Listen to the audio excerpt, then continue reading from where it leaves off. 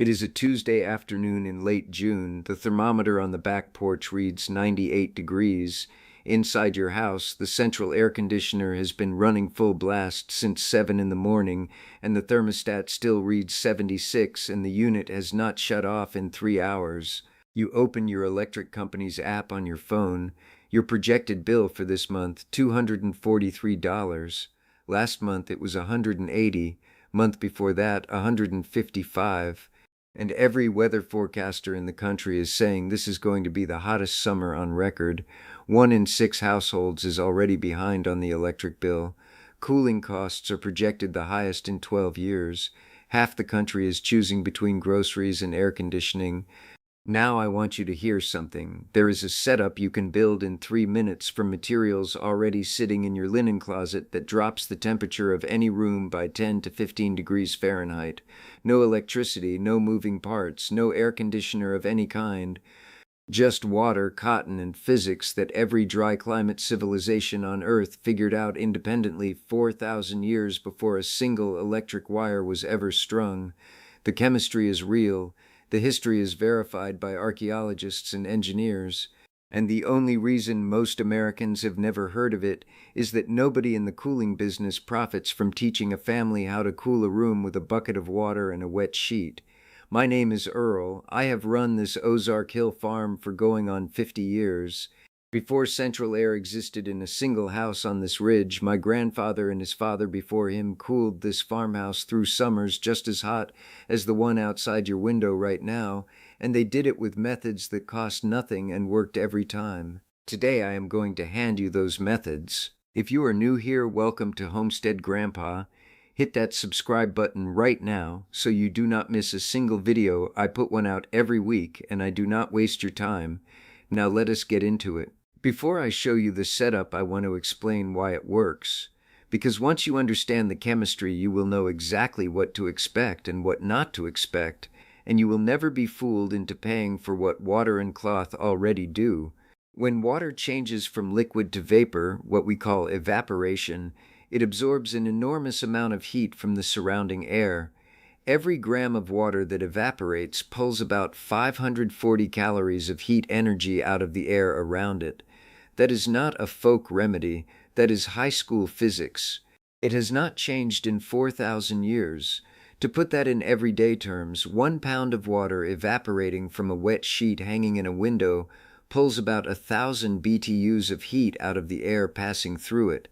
That is the same unit your central air conditioner uses to measure its cooling output.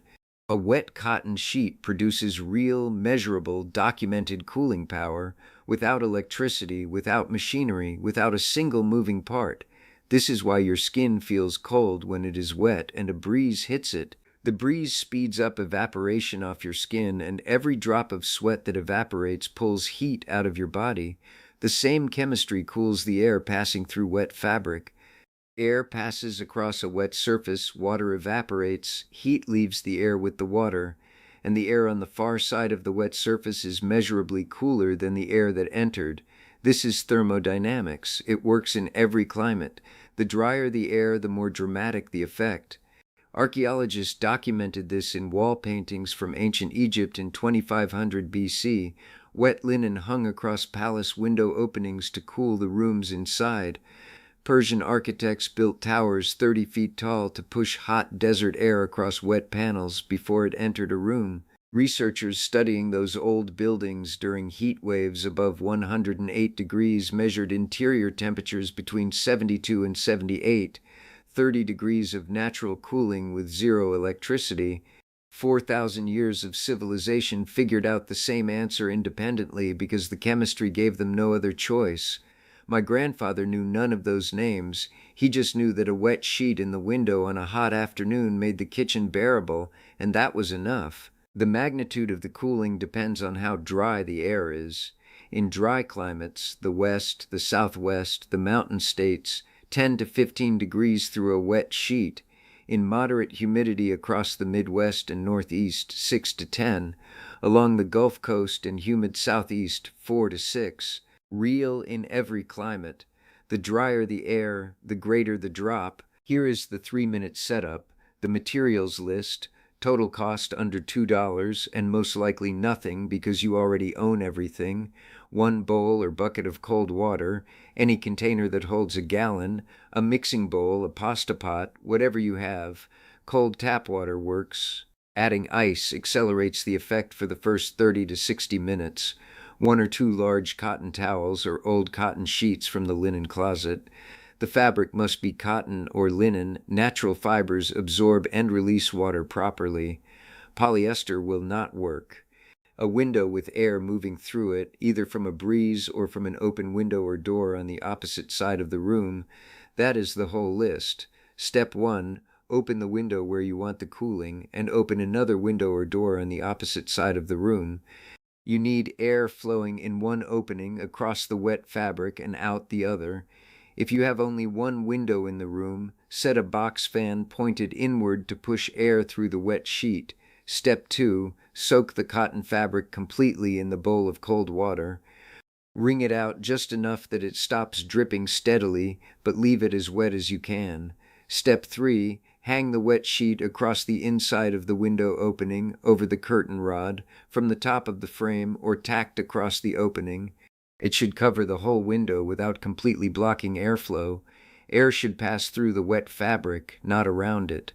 One flat, damp layer stretched across the opening, not bunched, not doubled over. Step 4. Set the bowl of cold water on the floor or windowsill directly below the hanging sheet. As the sheet dries, the bowl adds its own evaporation to the airstream beneath it. It doubles the effective cooling surface at no extra cost. That is the entire setup. In a dry climate, air coming through the wet fabric arrives in your room 10 to 15 degrees cooler than the outside air within 20 minutes. The setup needs re-wetting every 2 to 4 hours in dry climates, every 5 to 6 hours in humid ones. Re-wetting takes 30 seconds. Pour the bowl water over the hanging sheet or dunk it again. Before the next method, I want to hear from you. Tell me in the comments what your summer electric bill runs and what part of the country you are in. And if you have already tried the wet sheet method before, tell me what kind of temperature drop you got and how long it lasted. That map of results is more useful than anything I could tell you, because every climate is different and I learn the whole picture from those comments. I read every single one, and if you have not subscribed yet, hit that button now. New video every week. Now the 2-pot clay cooler, 16 to 24 hours of continuous cooling on a single refill, and it moves from room to room with you. This is the same device researchers at the University of Arizona studied in Tucson and found produced sustained 10 to 18 degree cooling in dry desert summer conditions with zero electricity. In West Africa, women have used the same device to keep vegetables and medicine cold in villages without electricity for generations. The same clay, the same sand, the same physics, reinvented on every continent because the chemistry demands the same answer. Here is what you need. 2 unglazed clay or terracotta flower pots, one larger, one smaller, so the smaller fits inside the larger with about an inch of space between them. The pots must be unglazed. Glazed pots have a waterproof coating and will not release water through the surface. Unglazed terracotta pots cost $3 to $5 each at any hardware store or garden center. About 10 pounds of coarse sand, a few dollars at any hardware store, cold water, and a flat plate or wet cloth to cover the top. The build: if the outer pot has a drainage hole, plug it with a cork or bit of cloth. Set the inner pot inside the outer, centered. Fill the gap between the 2 pots completely with coarse sand and tamp it firm.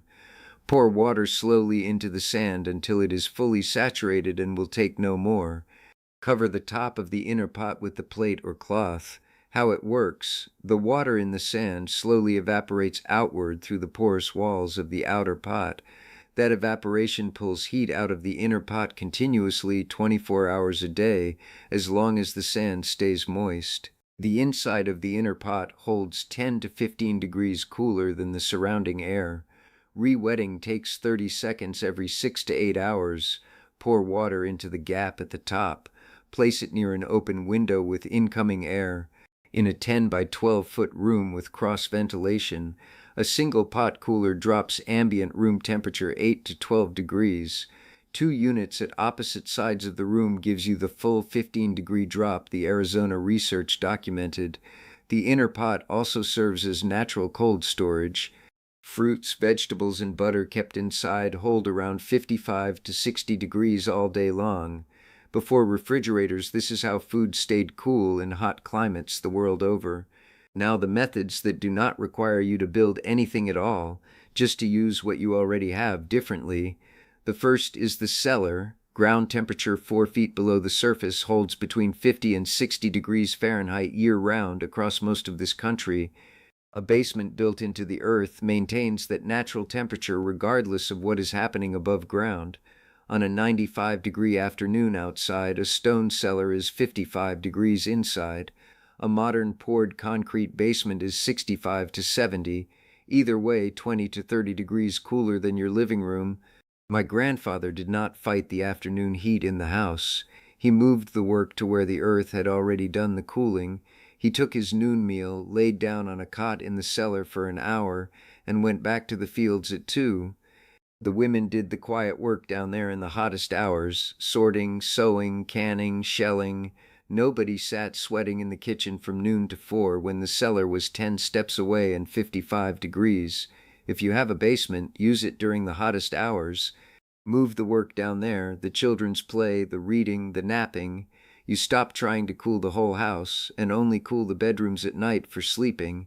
That single change cuts cooling costs 30 to 50%. The second method costs nothing but a phone alarm. The night cool, day seal rhythm. Cool night air is free. In most of the country, nighttime temperatures drop into the 60s or low 70s even during heat waves, well below the 80 to 85 degrees most houses hold during the day. At sundown, open every window in the house. Let the cool air flow through all night while you sleep. Run a box fan in an upstairs window for 30 minutes at bedtime to pull the air through the whole house faster. By dawn, the inside of the house is 60 to 65 degrees throughout. Walls, floors, furniture, every surface is cool. At sunrise, close every window, every shade, every blind. Seal the house tight. The house is now closed with cool air trapped inside and the sun blocked from heating the interior. The cool walls and floors absorb heat from the indoor air all day, and the temperature stays around 70 to 75 inside even when it is 95 outside. Repeat at sundown. Households that run this rhythm strictly report cooling bill reductions of 40 to 60%. The last method is shade, and it is the one that prevents the heat from entering the house in the first place. Direct sunlight hitting your house is the heat. The radiant energy from the sun warms the walls, the roof, and the air inside. Block the sun before it reaches the house, and the house never gets hot to begin with. The physics are not subtle. Direct sunlight delivers about 1,000 watts per square meter on a clear summer day. A 10 by 10 foot south-facing window, fully exposed to afternoon sun, admits about 9,000 watts of heat into the house. Blocking that one window with an awning or a shade tree eliminates 9,000 watts of heat load, the equivalent of running a 3-ton air conditioner just to fight that one window. Tall deciduous trees on the south and west sides of the house provide full shade in summer and drop their leaves in winter to let the low sun warm the house. Wide eaves and overhangs block direct sun from south-facing windows when the summer sun is high. Exterior solar mesh screens on south and west windows block 80% of solar heat before it passes through the glass. Climbing vines on west-facing walls, grape, hops, any deciduous climber, shade the wall and cool it through their own leaf evaporation. Close the interior blinds and curtains on any window where the afternoon sun is striking directly. Every farmhouse built on this ridge before 1900 was sited with the long side facing south and tall trees to the west to cut the afternoon heat. The builders understood the sun's path and built accordingly. We stopped thinking about it when air conditioning made it seem like the problem had been solved. It had not been solved. It had been paid for monthly ever since. Proper shading of south and west exposures reduces cooling costs by 25 to 40%. Now, all 5 methods together. Block the sun, the house starts cooler. Seal the house during the day, the cool air stays trapped. Open the windows at night. The house gets colder than the outside temperature ever was during the day. Use the cellar during the hottest hours. Hang a wet sheet in the hottest window and put a two-pot cooler in the room you are actually in. Each one reduces the cooling load on the house and makes every other method more effective. They compound.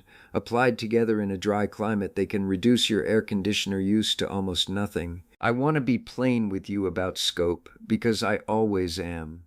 These methods work better in dry climates than humid ones. In the West, the Southwest, the mountain states, the Great Plains, where summer air carries little moisture, the wet sheet and the two-pot cooler will do everything I have described. 10 to 15 degrees, documented and real. In the Midwest and Northeast, the evaporative cooling is smaller, 6 to 10 degrees. But the shade, the cellar, and the night seal rhythm work the same everywhere. Along the Gulf Coast and the humid Southeast, the air already holds so much moisture that evaporation slows, and the wet sheet gains you 4 to 6 degrees, not 15. The other methods still help.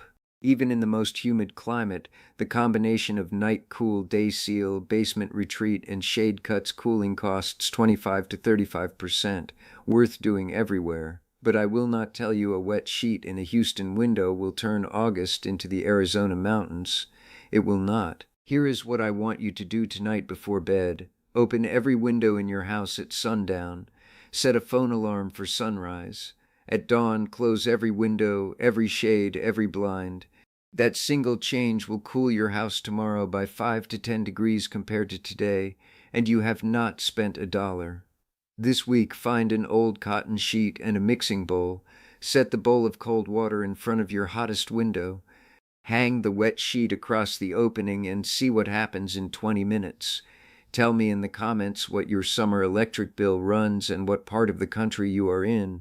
And if your grandmother or grandfather had her own way of keeping the house cool in summer, a trick, a habit, something built into the house, share it. The old inherited cooling methods are exactly the kind of knowledge that gets lost when nobody writes it down. I read every single one. Until next time, keep the gate latched, the ground fed, and take care of what is yours.